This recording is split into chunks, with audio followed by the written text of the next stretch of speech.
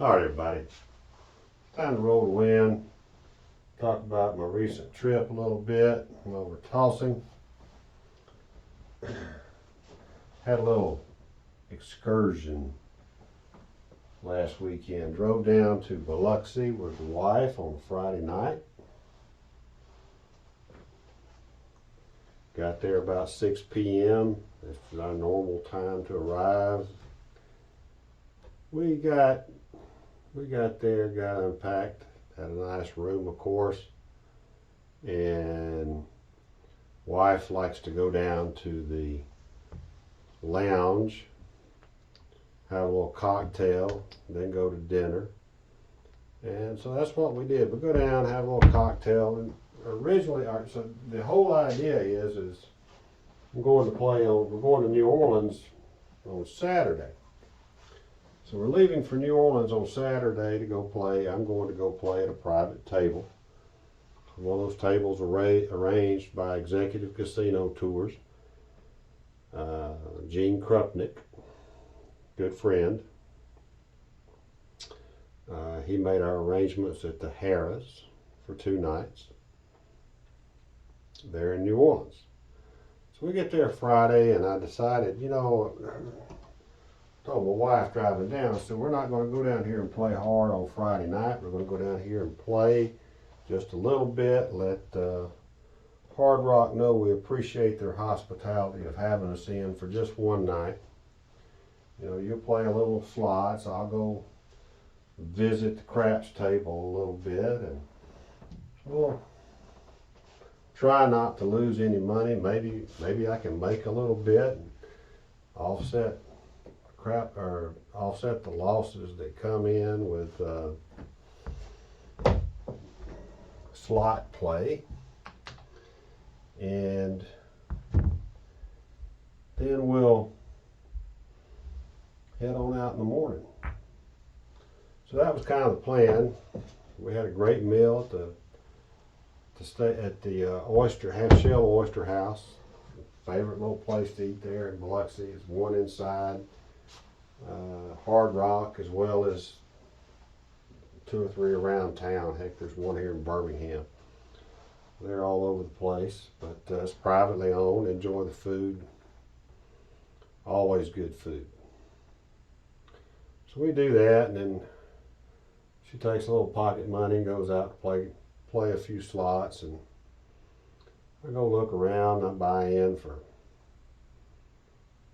$15 table for $500.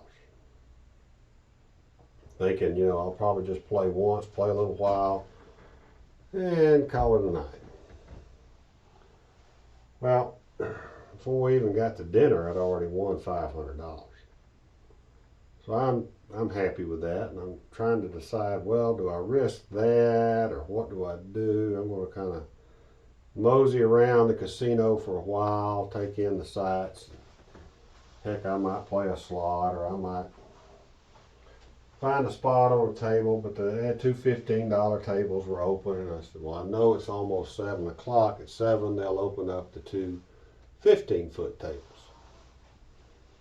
which they did.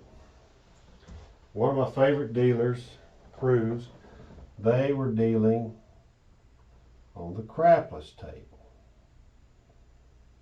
And so I was like, well, it wouldn't hurt to play a little crapless. I hadn't played it in a little while. I think I'll go buy in for $800, a $25 table, and that's playing real skinny. You've heard me use that word before. I'm playing thin. I'm playing cheap. I'm betting 6 and 8. Craps numbers coming off the field. Had a decent little roll, and I said, I think I can hit some crap numbers. Then 6 and 8, 3 and 11. Field bet to get me a little closer to maybe, getting a 5, and then a 2 and a 12, that kind of thing. Before I knew it, I'm having some great rolls, and hardly anybody coming up to the table. One little old one of the little drunk guy, he was standing beside me, and he was asking a lot of questions, and I said, just do what I do, and I'll reinforce it, so you just do it. He said, okay, I'll do it, and of course he didn't stay long enough. He was smart. He got up, he bought in for $95, and he walked off of there with like $300, and he was happy as a lark. Happy as could be. So I decided I'd just keep playing for a little bit. Next thing I know, you know, like I say, I'm having good rolls. I'm hitting outside numbers. I'm hitting extremes. I finally got up and I said, you know, if I have one bad roll, I'm just going to stop. Because I was basically getting the dice just over and over and over. When I stopped, I colored up at $2,200. I'm like, that's going to be a good little boost to my bankroll that I was going to use on that buy-in for going to, I was a little bit worried about going to New Orleans, never been there. And was like, I already had an envelope in the safe that was dedicated to be my buy-in on the private table. I was going to buy in at that private table for $3,000. And as soon as we got to playing a little bit, I was going to stuff some chips in my pocket and just play real safe and play a long time if I could. That was the plan. Well, I got done, it was like 10:30, and I was like, well, you know, I really ought to go on to bed. And I was like, but I think I'll go back to the lounge and get me one more good sipping brown water and sit there and sip on that. And I did. I got me a bullet. Sat there and talked to the server and the bartender about different football parlays and this and that, because I generally will do one or two on a weekend when I'm in town. Nothing major, bet 100 or 200 max on a 5 to 17 parlay. Now they're all hard to hit. Doesn't kill you bankroll, plus I was up for the night. You know, take 100 or 200, find you a parlay you've got confidence in, and you might win anywhere from $2,000 to $4,000 depending upon the type parlay you do. And that will boost the bankroll pretty quick if it hits, but it doesn't hurt your bankroll. So I like that idea. So I walked out of the lounge, and with the lounge is right next to the high limit slot room and high limit blackjack. So I said, well, let me just go over here. Hadn't played a lot. I'll run $100 or $200 through the slots just to kind of let them know I was here, make sure they appreciate the fact I was here. And I went to the Marilyn Monroe slot. I always have liked that, but it's a real finicky machine, and it was taking my money. I cashed out what was left of the ticket and throw in $100 into another slot that I play a lot. And about 4 or 5 pulls in, I hit that thing for $1,000. And I was like, man, this is a great night. I mean, I have had 2 good winning sessions at the craps table. I just won $1,000 on a slot machine. I'm cashing out. I'm going to bed. So I cashed out, got my money put in my pocket. Unfortunately or fortunately, when you leave there, you kind of got to wander by the craps table. And my favorite table had very few people on it, and stick left one was wide open. And just like a magnet, it just sucked me right over there against the rail, and I threw down my card. I threw in probably $600 on a $15 table, and I started playing dice. And I'm like, I can't believe the luck, if you want to call it that I'm having. I cashed out $1,800. Went to the cage, walked by the crapless, said goodnight to the crew. By then it was almost midnight, and headed on up to the room. They were predicting bad weather for Saturday anyway, and they were correct in their predictions. It's supposed to rain. We get into, about the time we got to Lake Pontchartrain on I-10, the bottom fell out. But I wasn't in any hurry. It was still early Saturday morning. I was like, I know I can't check in anyway, so we're just driving slow in the rain, taking our time, getting there. We get there, and unfortunately, we got to find a place to eat lunch because, well, number one, we were hungry. Number two, it was hard to find a place because of all the rain. Everybody was inside every bar, pub, restaurant that you could think of eating lunch and staying out of the rain and watching football. We finally settled on a place that didn't have a long wait, ate at the bar. One of those places that have their own brewery and make their own beer. And we had a good time, had that. So then we mosey on down into the casino because I'd already gone by the check-in place to see if we were going to get a chance to check in early. They said they'd put me on the early list, which that cost me like $17 at the end of the day. But I did want to go ahead and get checked in, get the luggage up to the room, and get my bankroll in the safe. That was a high priority. So go down, wife goes and walks around, looking around at the slots, playing a few slots. I bought in a table. I really wasn't paying that much attention. I saw it was a $25 table, and I looked down, it was a crapless. I threw one time, and I said, I'm getting off this sucker. This is bouncy. It's 2 trampolines. And I was probably down. I probably lost $300, maybe $400, I'm not sure. I was like, I am getting off this thing. Well, wife and I kept kind of looking around. It was still almost stopped raining. We walked around a little bit outside the casino, just looking at the scenery. She likes New Orleans, likes the old architecture, the old French Quarter area, which Harris is just off the edge of. And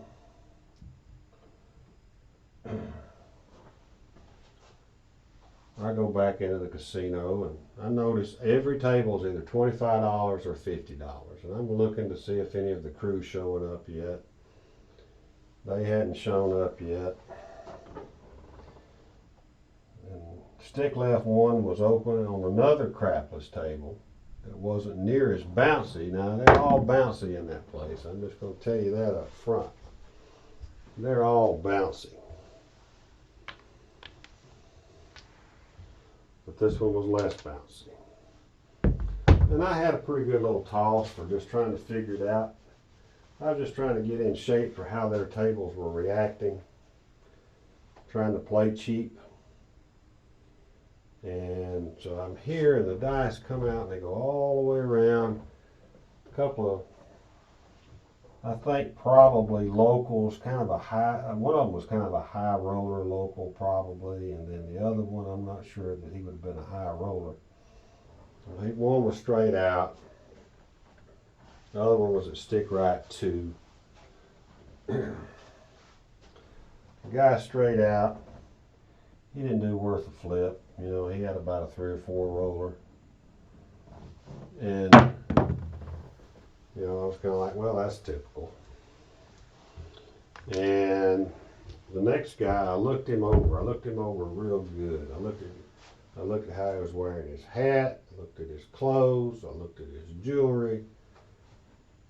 And I went, you know what, I'm gonna go all in on this guy. I'm gonna go 5-5-5 on the all tall small on this guy.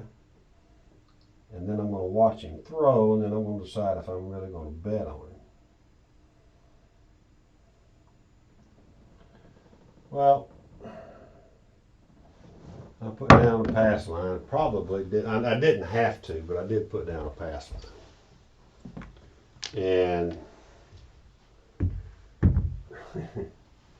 I watched him set the dice. He's down here on stick right. I know you probably can't see too much of this. I guess you can see it in the top. And, you know, he was setting some kind of particular set. I never could figure out exactly what he was doing. But instead of stacking them straight, he would stack it just a little bit off. And then he'd pick them and he would do an off-axis toss with it. Well, when he would do that first toss he made, point was 3. And I said, I think this guy knows what he's doing. I don't know if he can do what he wants to do, but I'm going to put my $25 pass line odds down, and I'm going to go ahead and buy. You had to buy the vig up front there, the 2, 11, and 12. Next thing I know, he is hammering the high side of the box. So I started with a $25 12. Now when that hits, when that 12 hits, it pays six times $150. I pressed it 50. He hit it again.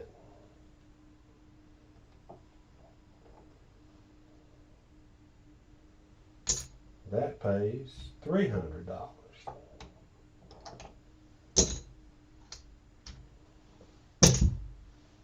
I pressed it again. That pays $450. I went, press me again. That paid $600. I said, press me to $200.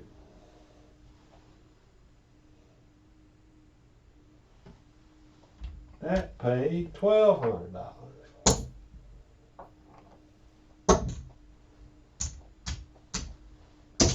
Then he said, one more hit. Well, when that happened, I said, take me to $250.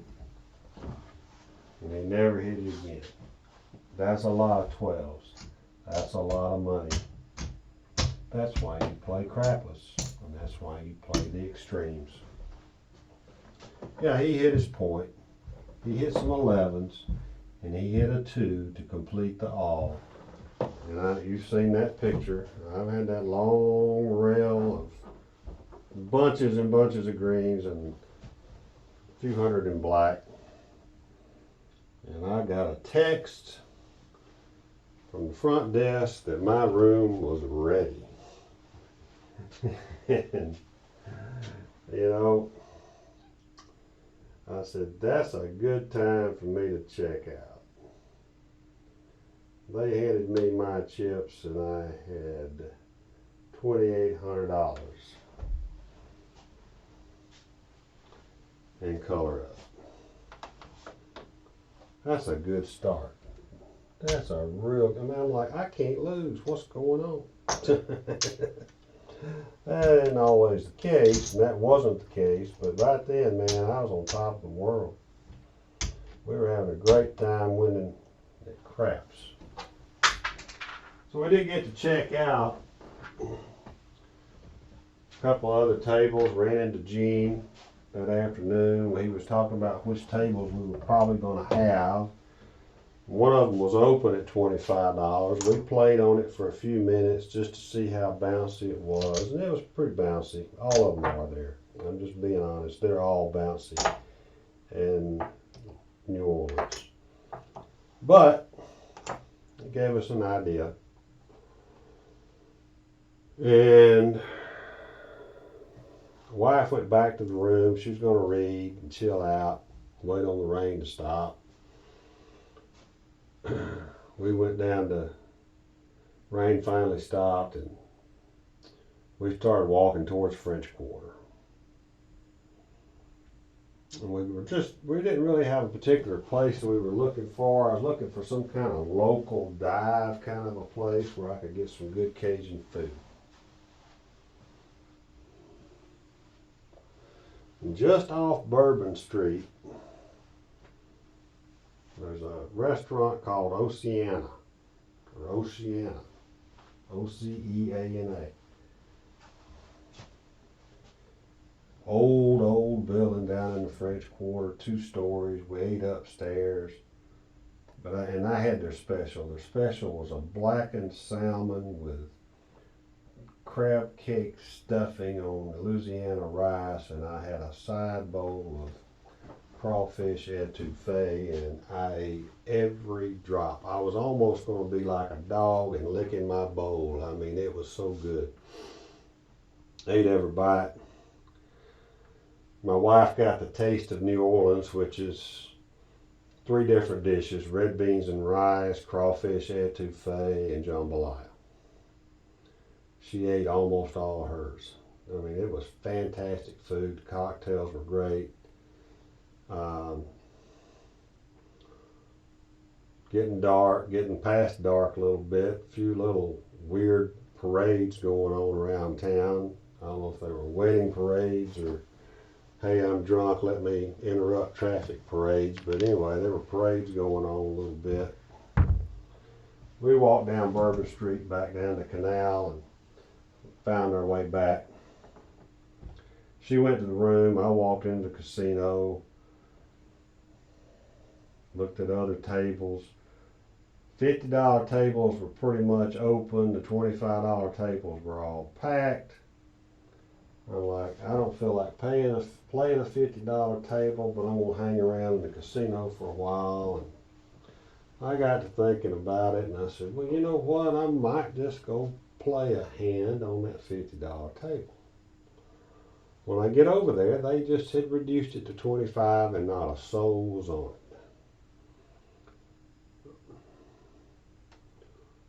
So I get on it, make a few tosses, 7 out, and all of a sudden the whole table is full of young, inexperienced, basically drunks. And I said, that's a $25 table. Let me just slide this quarter right over here to the don't pass line. I'm just going to play the don'ts until the dice come back to me. And it was like 2 or 3 rolls. If they set a point, I'd go ahead and do a DC. Sometimes they'd point 7 out, but if the numbers were out here on the outside, I was laying odds on it. Nothing heavy. 5 and 9, I was laying $45. 5 and 10, I'd lay $50. Don't come travel anywhere on the outside, same thing. I'd do like a 3-point play, whatever you want to call it. If it went to 6 or 8, I just left it flat, put another DC out. Dice go all the way around, so down here around the hook area. The guy sets a point as 10. I was like, all right, so I go 50. And then he sets a point of 4, and then I lay 50 on that. And then DC traveled to 9. I went 45 on that. And then he had a point of 5, and I went 45 on that. He knocked my 10 off. No problem. Then he knocks my 9 off. Well, that's starting to sting a little bit. I put a DC out there. It travels back to 10. He hit a point somewhere, knocked me off something. I went $200 odds. He knocked that off. Normally I'd have stopped, but I had some money in the rack. I ended up having, just to get out of his hand, I had to keep laddering up, I guess is the term everybody's using these days, on my odds. I had $200 on the 10, $200 on the 4. I'd go to 180 on the 9 when he finally settled out. Basically, more or less, I think I got even off of him. But it was a fight. It was a fight there. Joe, the thing about it is, if you're playing the dark side on a table like that, and you get 2 or 3 points up there, even if you're just playing flat bets, when you're on the dark side of the table, you can't lose all your bets on the same toss. I'm going to repeat that. And it's an obvious statement. You can't lose all your bets on the same toss. But you can win all of your bets on one toss.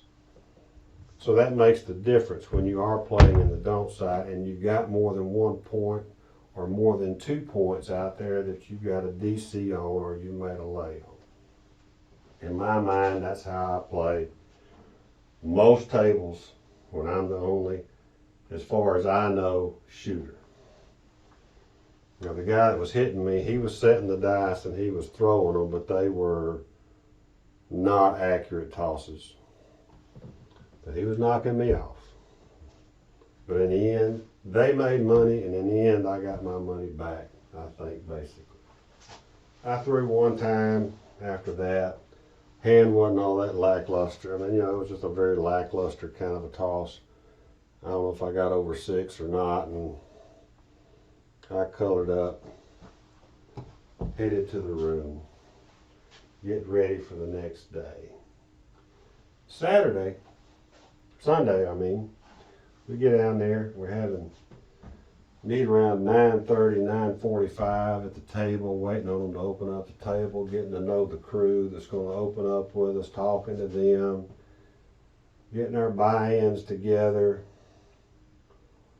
And the first guy started, of course, straight out down there, and they're working their way around. I wanted stick left 1, but another guy did, so I went over to stick left 2, and I'd slide just a little bit to the right.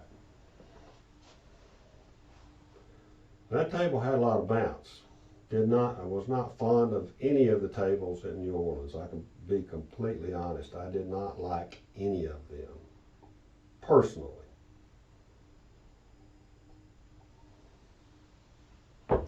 And the first guy had a good roll. I think he hit the tall. And from then on down, for the next 2 hours, it was up, down, nothing long, no more ATSs getting hit. And it was about 1 o'clock in the afternoon, and I said, I'm taking a break. I'm bleeding money a little bit. I'm down more than I want to be, for sure. So I go and I take a break, and I sit down and have me a cold drink, just sit on a chair outside and rest my legs.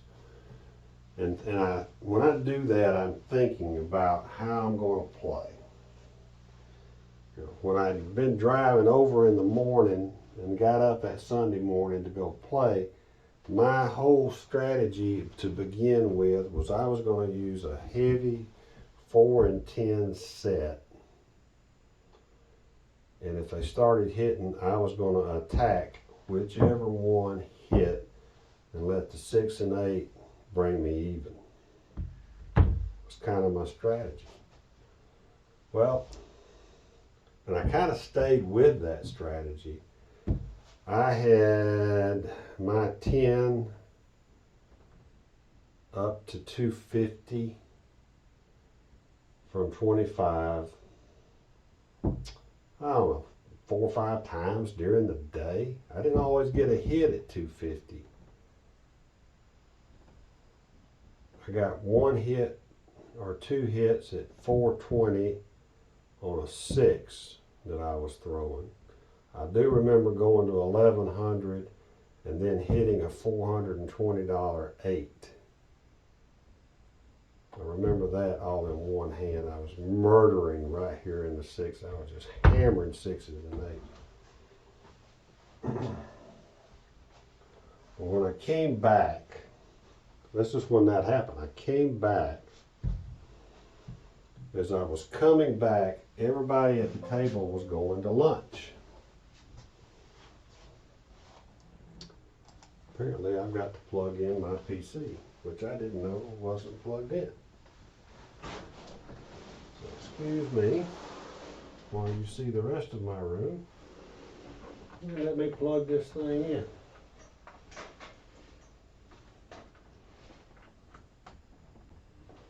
Alright. Yeah, it's a little tight back here. So I get back to the table, and they're all leaving for lunch. Well, I was hungry, but this was the perfect opportunity for me to try to get dialed in on a real table with real chips that's going to pay me real money. Nobody can buy in and get in my way. Nobody can interrupt because the whole table is reserved. And I've got it all by myself. And when I had thought about it, I said, I've got to attack numbers on the point and take advantage of my 5, 6, 8, and 9s. No, you can't really see that very well. Maybe you can. I'll turn that camera just a little bit more towards that pass line. So, first point I remember was a 6.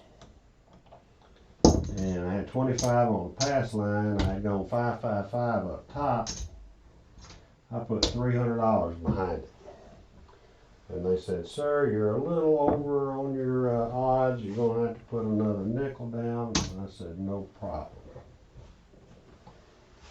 I'm hitting 6s. I'm hitting 8s. And I'm consistently sliding these. I had this at 180 and I'm using $300 odds on my pass line. I'm just sliding them back and forth, and this hits I collect, this hits I'm collecting. I'm moving to a 9 or 5. I didn't waver. Next thing I know, they're throwing me purple chips down on those 5 and 9s, and I'm like, you know what, I'm really liking this. I think I'm going to start shooting for 5 and 9s. But I still, there was one time I went $300 on the 6 and 8 and had $300 odds behind it on a 5 or a 9. And then I hit the all tall small in the process. Remember, I needed a 3 and I needed a 10. And I could not believe that I had not already hit the 10. I thought for a moment about laying it, and I said, no, I'm not going to lay the 10. I've still got the 3 to hit. If I hit the 3 first, I'll lay the 10 to guarantee some money on one side, and then I'll have the big win in the middle. That's what my thought process was. Well, I hit the 10. Fine. Pay me. Bring me the money. So I'm getting $155 brought back to me with my $5. I finally hit the 3, collected all that. When I was going 300, very typical. I was going 300 at times on the 6 and 8, just like that. And I probably would have On that particular hand, 300 on odds.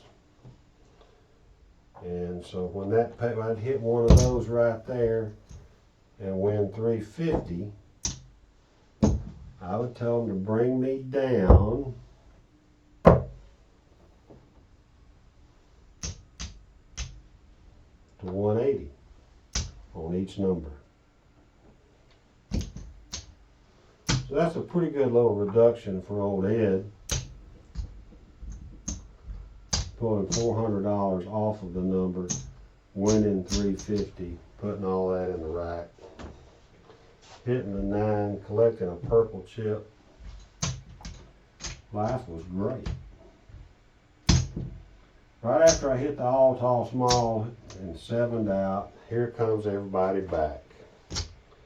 And the dealers gave them heck. I gave them heck for not being there. And then it got rougher. I mean, I don't know if it was because people came back. You know, the guy wanted back in the spot. Then people started leaving because they were all bleeding money. Everybody was bleeding money. I really wasn't bleeding money. I was up and down, up and down, up and down because I went super conservative. I had won a bunch of money, but I needed to get some more play time in for the host on the private table. Then all of a sudden, it just felt like I was out of sync. And I said, I know what I need to do. I need to do what I say on the video, change your position.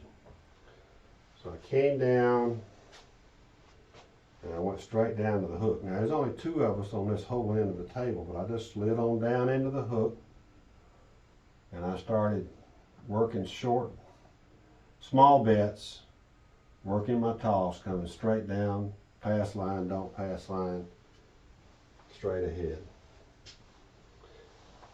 Never got close to an all tall small, but I had a lot of repeaters and hit several points. No monster hand again, nothing like that, but just some really good solid, 8, 12, 16 toss rolls. Those are all solid, especially on the bounce. I mean, I was even trying some wacky stuff at one time. It was so wacky, I felt like at one time I went to you know, I experimented, I guess, but I went very light on myself. So I set the dice just like I normally do in a hard way set. When I released them, I would turn them this way. I would turn them straight up and let them fall. Shooting for an off-axis shot, just like this. Now, it looked like a lot of bounce. It looked like a totally erratic throw, which honestly was kind of what I was wanting. I wanted them to splatter a little bit on their points. But all of a sudden, everything else had kind of quit working. So I'd just take them and set them, and I'd throw them kind of like that. Those didn't bounce, those died right there, but you kind of see what I'm doing.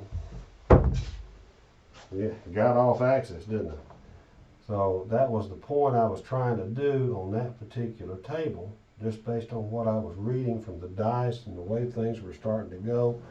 Fatigue was setting in. So tried that, then I ended up going to the hook. I said, let me go try something for real for a change.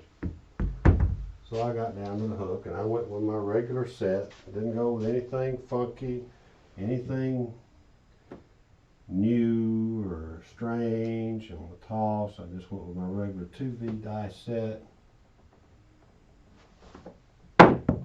and tried to lay them down there as best I could on the bouncy side. Finally, wife's texting me about dinner, and I'm going, it's about time somebody pulls me off this table. I'm ready to get off of it. And so I called it a trip. Colored up. She and I went to another local dive place, not in the French Quarter, Food was not as good as in the French Quarter. And called it a night and had a good trip. We ate some great food, but I colored up at the end of that private table $8,300. Most of that I had won while everybody else was at lunch. I was a happy person. Well pleased with the whole trip, even with the bad sessions thrown in during that day. If you can buy in and play for, shoot, the table opened at basically 10. I probably walked off the table at 4 or 4:30, other than that one break I took. If you can do that and walk off a table with a $5,300 profit off of your original buy-in, you've had a good session, a good day. So I was very happy and very pleased. Those types of trips don't happen every day. It was just kind of an amazing, especially Friday. That Friday night in Biloxi, it was like, I can't lose. I felt like I was on Mississippi Grind, where they were at the craps table and they just looked at each other and says, we can't lose, and they just threw it.